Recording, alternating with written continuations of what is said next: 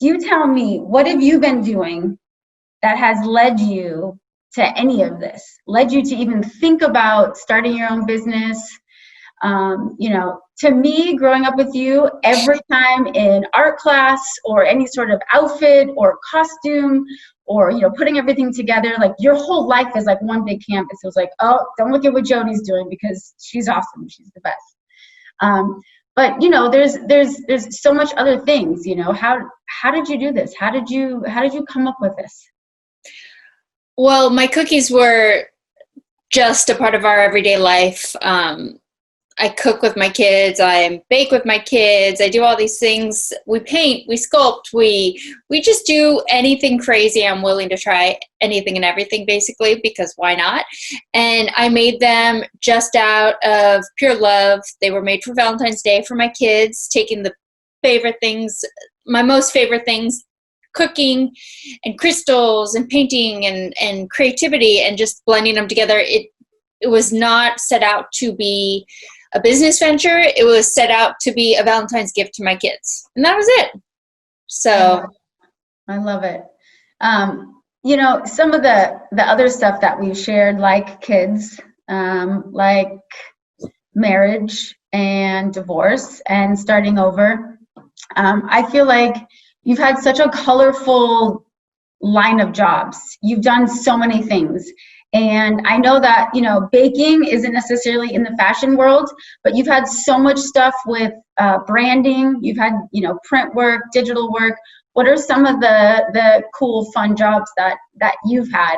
And along the way, you know, what are some of or what's like the hardest lesson you've ever learned? Well, this pivot of my life was definitely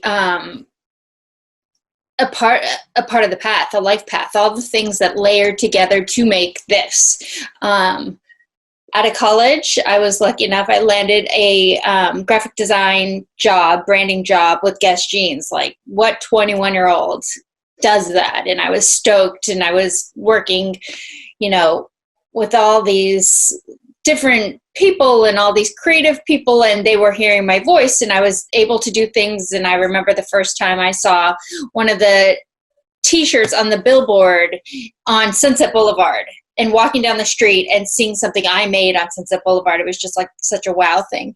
So gosh, out of college, I've done so much. Out of college, I worked for Guess, and little by little, I became a fashion designer for them. So that's where that layer is. I never thought I was going to do that. I honestly had no interest when they approached me to level up and stop graphic design and do clothing design.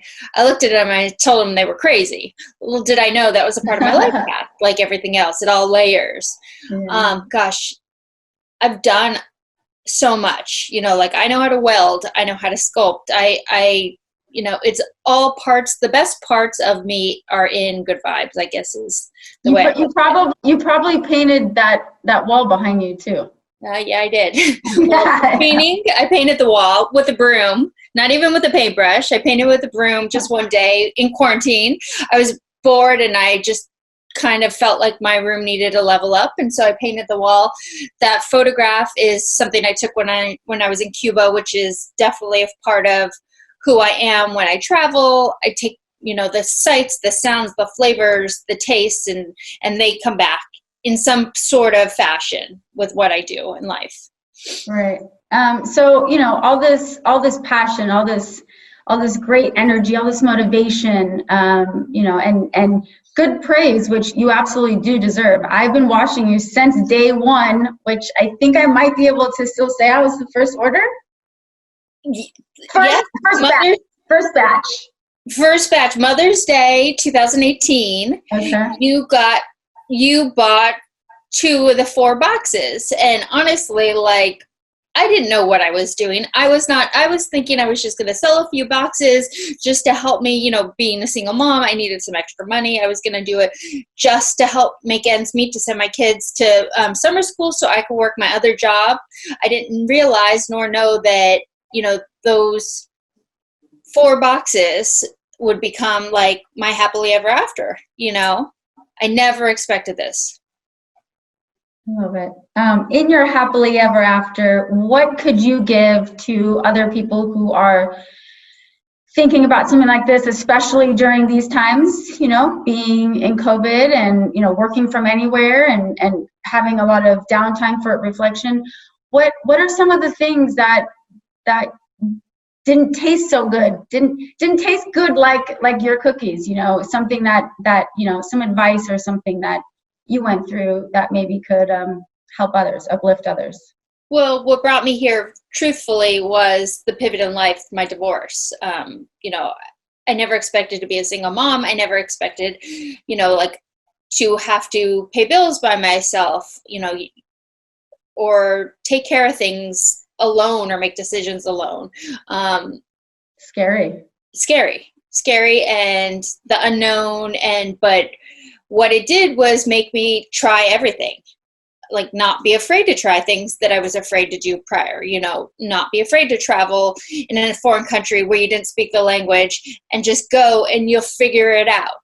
Not be afraid to, oh, I have these cookies, but now I need a box. How do I figure out what box it is? And I remember shipping my first box. I was in tears because I wasn't ready to ship, but my client was determined to get them to New York, and I was determined to support him because he was asking his partner to marry him, and I wanted to be a part of that.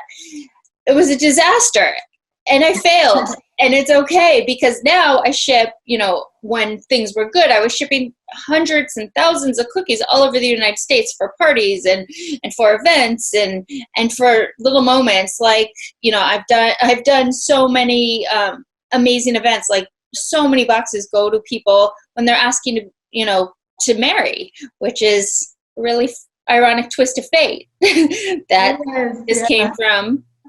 Yeah.